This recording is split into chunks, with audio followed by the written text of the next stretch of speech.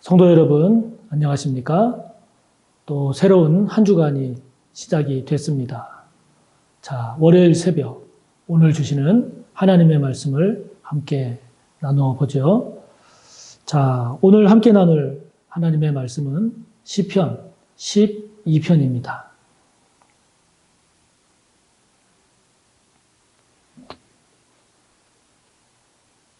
시편 12편 1절에서 마지막 8절까지의 말씀 봉독하겠습니다.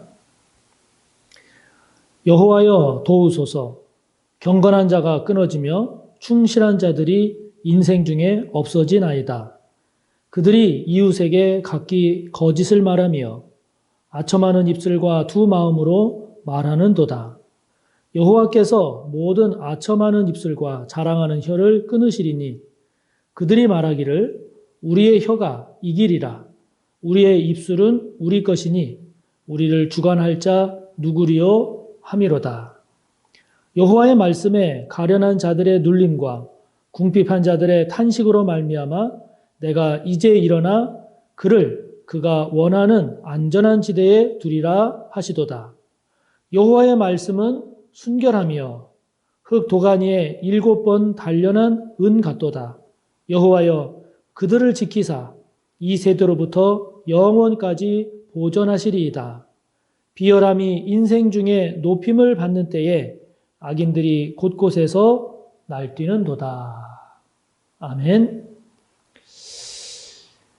우리가 지금 본 시편 12편은 다윗의 시입니다. 다윗이 지금 악인들로 인한 탄식을 토로하면서 하나님께 일종의 이제 기도를 올리고 있는데, 이 내용으로 봐서 이 다윗이 악인들로 인한 탄식, 이러한 내용으로 봐서 이것은 다윗이 왕이 되기 이전에, 지금 왕이 되어서 통치하는 그때가 아니라 왕이 되기 이전, 뭐 예를 들면 사울 왕에게 쫓김을 당하고 있다든지 이와 같이 왕이 되기 이전에 악인들로 인한 탄식을 지금 고백하고 있는 그런 내용입니다.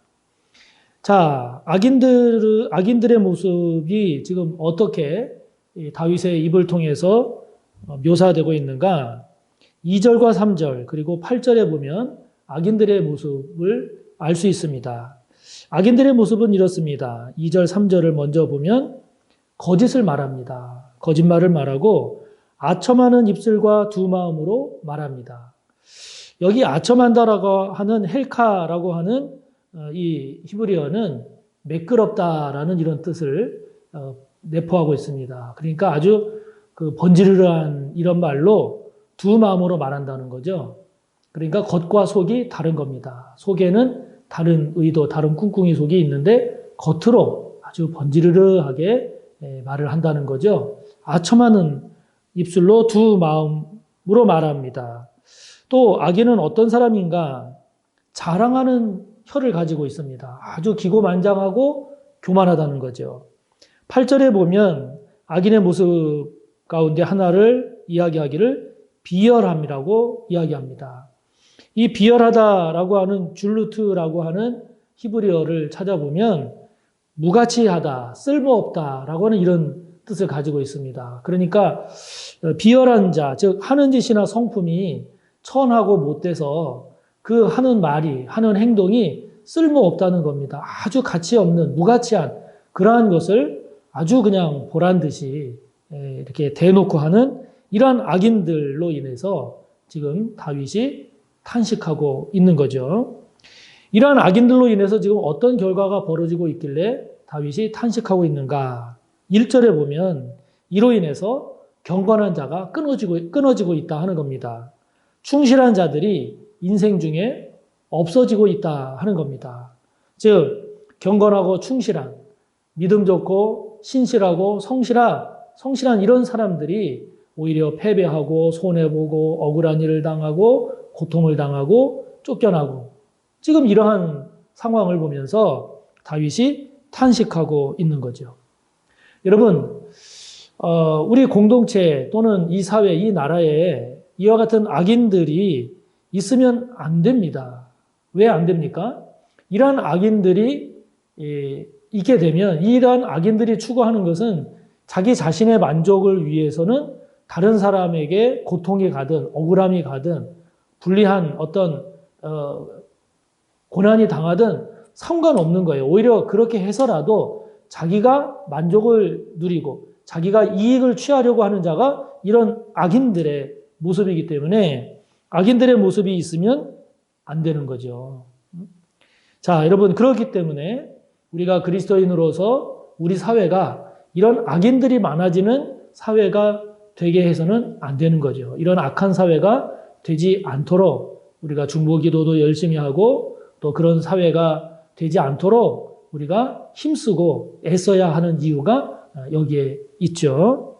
그런데 이러한 악인들의 모습은 다른 사람들 또는 이 사회가 보여주는 모습일 수도 있지만 또 반대로 보면 어떤 모습일 수도 있습니까? 그렇습니다. 저와 여러분 안에 이런 악한 자의 모습이 있을 수 있다는 거죠. 저와 여러분이 이익을 얻기 위해서 내가 어떤 목표를 내가 원하는 목표를 달성하기 위해서 거짓을 말할 때가 없나요? 나의 만족을 위해서 내 뜻을 이루기 위해서 번지르르한 말로 겉과 속이 다르게 그렇게 살아가고 있는 모습은 저와 여러분 가운데 없습니까? 저와 여러분의 모습 가운데는 아주 기고만장하고 교만하고 거만한 모습은 없나요? 저와 여러분이 하는 행동이나 하는 말이 공동체를 위해서 오히려 손해가 되고 아무 쓸데없는데도 불구하고 내가 내 만족을 위해서 내 뜻을 이루기 위해서 그렇게 비열한 행동이나 언행은 하지 않는지요.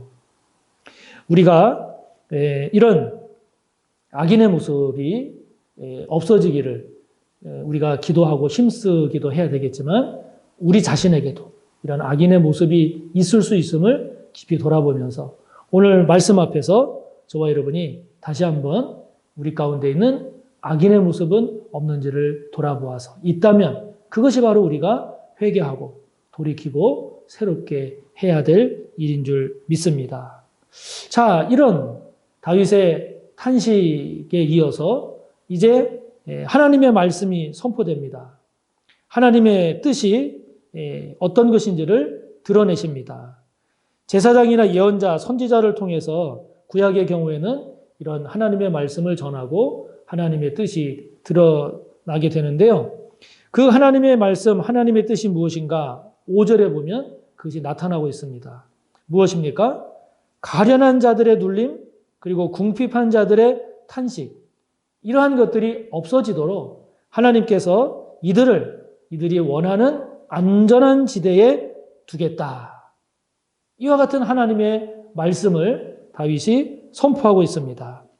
여기 가련한 자들이라고 할 때에 가련한 자들은 가난한 자들입니다. 비천한 자들입니다. 억압받는 자들입니다. 이들이 눌림을 당한다는 거예요. 다시 말하면 억울한 일을 당한다는 거죠. 억울하게 고통을 당한다는 겁니다. 궁핍한 자들의 탄식이라는 건 무엇입니까?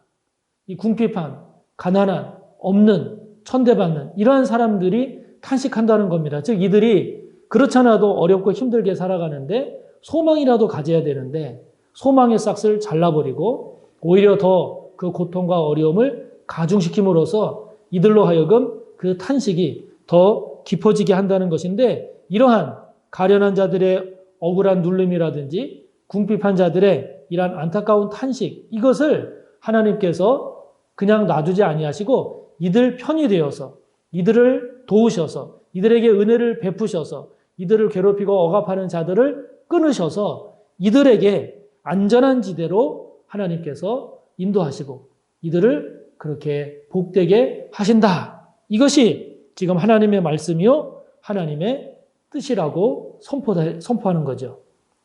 7절에 보면 이런 하나님의 말씀의 특징이 뭐냐? 순결하다는 겁니다. 어느 정도로 순결하냐?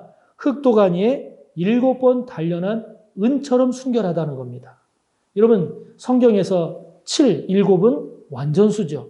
그러니까 완전한 은, 불순물이 없는 은, 변하지 않는 은, 하루 이틀 가는 것이 아니라 지속적으로 변함없이 가는 불순물 없는 순전한 그러한 것이 바로 하나님의 말씀이라는 거죠. 그러니까 하나님의 말씀은 이랬다 저랬다 이렇게 변색되는 말씀이 아닙니다. 하나님의 말씀은 참됩니다. 진리입니다. 영원합니다. 이런 하나님의 말씀, 이런 하나님의 뜻, 그 가운데 하나가 뭐냐? 이렇게 가련한 자들의 눌림과 궁핍한 자들의 탄식을 하나님께서 들으시고 이들을 구원하셔서 이들로 하여금 안전한 곳에, 안전한 지대에 두는 것이 하나님의 뜻이다 라고 하는 거죠. 자, 이러한 하나님의 말씀, 하나님의 뜻에 우리가 순종해야 합니다. 왜 순종해야 합니까? 단순히 그냥 하나님의 말씀이니까 순종해야 된다. 그런 것도 있지만 하나하나 생각해보고 따져봐도 우리가 이런 하나님의 말씀, 하나님의 뜻에 순종해야 되는 이유는 그 하나님의 뜻에 순종하는 삶이 나도 잘 되고 다른 사람도 잘 되는, 결국 모두가 잘 되고 모두에게 복되기 때문에 이런 하나님의 말씀을, 뜻을 따라야 된다 하는 것이죠. 여러분, 가련한 자들, 즉 가난하고 비천하고 억압받는 이들이 억울함을 당하지 않도록 이들을 보호하고 배려하게 되면 이들의 고통과 탄식도 없어지지만 그러한 그 사람들 이외의 모든 공동체가 다 더 좋아지기 때문이에요. 궁핍한 자들의 탄식이 사라져서 궁핍한 자들도 소망을 가질 수 있고 궁핍한 자들도 위로를 받을 수 있는 그런 사회가 된다라고 하면, 또 그런 사회가 되려면 그들도 힘과 용기를 얻어야 되지만 그들을 억압하지 않고 그들을 착취하지 않는 따뜻한 마음, 그들을 불쌍히 여기는 마음, 그들과 함께 하려고 하는 이런 마음을 갖게 된다면 모두가 복되단 말이에요. 모두가 다 더 나은 삶을 살 수 있기 때문에 우리가 하나님의 말씀, 하나님의 뜻에 순종해야 된다 하는 것이죠. 그러므로 여러분, 저와 여러분 주변에 가련한 자는 없나요? 궁핍한 자는 없나요? 한번 주변을 돌아보아서 가련한 자가 누구인지, 궁핍한 자가 누구인지, 육적으로 혹은 영적으로 가련하거나 궁핍한 자가 누구인지를, 누가 있는지를 살피는 일은 매우 중요합니다. 그리고 그 궁핍한 자, 가련한 자들이 어려움을 당하지 않도록 저와 여러분이 가련한 자를 위해서 그들을 도울 수 있는 일은 뭐가 있을까요? 궁핍한 자의 탄식을 조금이라도 줄일 수 있도록 저와 여러분이 할 수 있는 일은 무엇이 있을까요? 그 일을 행하는 것이 하나님의 뜻을 따르는, 하나님의 뜻에 순종하는 하나님 백성의 모습이요. 그러한 모습이 바로 작은 예수로 살아가는 우리 그리스도인들의 아름다운 모습이 아닐까요? 저와 여러분, 이러한 가련한 자들의 이런 눌림과 궁핍한 자들의 탄식을 돌아보고 그들을 위로하고 조금이라도 세워나가는 저와 여러분이 되기를 바랍니다. 함께 나눈 말씀 생각하며 기도하시고 또 오늘도 하나님께 기도의 제목을 힘써 간구하는 여러분 되시기 바랍니다. 감사합니다.